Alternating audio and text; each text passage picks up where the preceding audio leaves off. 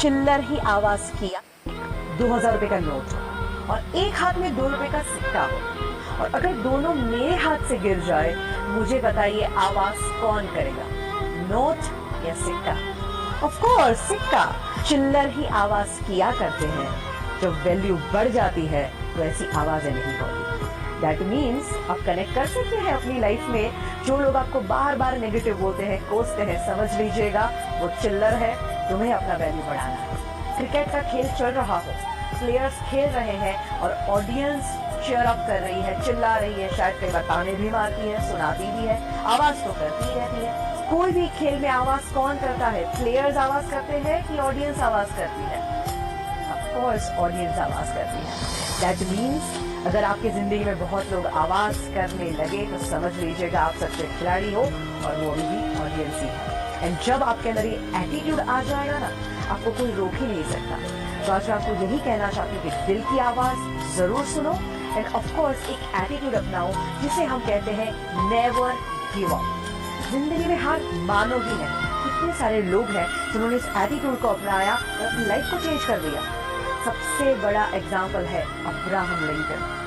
दोस्तों, उनकी जिंदगी से इतना इंस्पिरेशन मिलता है कि जो बंदा गरीबी में जन्म लेता है, इतनी तकलीफें भुगतता है, इतनी हद तक वो डिप्रेशन में चले गए थे कि कुछ समय तो उनके जीवन का ऐसा बीता कि अगर कहीं चाकू छुरियां हैं तो वो वहां से चले जाते थे, क्योंकि उनको ये डर था कि कभी मैं वो चाकू उठा के अपने आप को मार न दूं।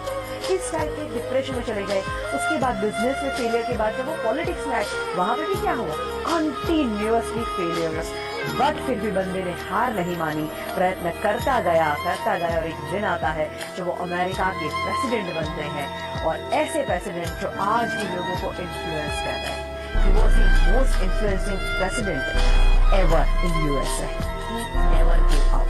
तो आप क्यों गिव अप करते हैं? हमारे ex president doctor APJ Abdul Kalam, उनकी जिंदगी में से भी बहुत कुछ सीखने जैसी बातें हैं। वो पायलट बनना चाहते थे और वो इंटरव्यू देने के लिए गए थे, और जब रिजल्ट आता है 9 लोग थे, 8 लोग सिलेक्ट हो जाते हैं और वो अकेले बंदे थे जो रिजेक्ट हो जाते हैं। इतना दुख होता है और उदास होकर वो एक कोने में चले जाते हैं और बैठे हैं, और वहीं से एक इंसान गुजरते हैं और वो उनको चेहरे से ही देख के कहते हैं कि बेटा तुम क्यों इतना उदास है? वो कहते हैं कि मैं क्या करूं, आज मेरा इंटरव्यू था, 8 लोग सिलेक्ट हो गए और मैं अकेला रिजेक्ट हो गया। इससे बुरी बात क्या हो सकती है? तो हम बड़े प्यार से कहते हैं कि बेटा शायद तू अभी समझ नहीं पा रहा है, तो शायद हो सकता है ऊपर वाला तुझे उससे भी बेहतरीन कुछ देना चाहता है। You never give up. ये सलाह उनके मन में बैठ गई और उन्होंने सोचा कि मुझे हार नहीं माननी। उन्हें प्रयत्न करना शुरू कर दिया, और बाकी जो हुआ वो तो इतिहास आप जानते ही हैं।